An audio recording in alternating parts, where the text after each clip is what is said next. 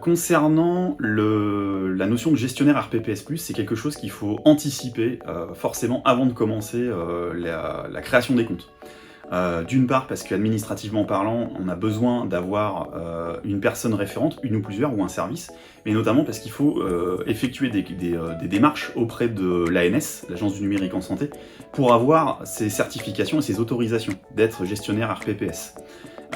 Donc il y a toute une partie de concertation avec les utilisateurs, notamment au niveau métier, pour savoir comment s'organiser pour la création des comptes RPPS. Dans le cadre de notre projet SMS numérique, nous avons pris la décision au départ de se lancer en fait en binôme de services, c'est-à-dire le service RH, puisqu'ils accueillaient en fait, ils avaient la notion d'information des nouveaux entrants, et aussi le système d'information lié à la complexité du process qui était assez nouveau pour les assister. Donc cette démarche a amené à avoir en fait 2 gestionnaires RPPS+, au sein de la structure. On s'est vite rendu compte que l'objectif n'était pas que les nouveaux salariés, mais était aussi les salariés existants. Et là, le nombre de volume était beaucoup plus élevé. Et donc on a fait le choix, pour éviter de surcharger le service RH, de prendre aux charges du système d'information toute cette partie-là dans le cadre du lancement de projet.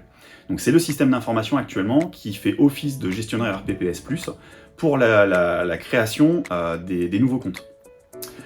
À terme, une fois que le projet sera finalisé et qu'on arrivera dans une phase de production et de quotidien, nous sommes en cours de réflexion pour rechanger ce process et pour l'intégrer finalement dans le même process que le process d'accueil et le process de sortie lié à nos usagers. Hein.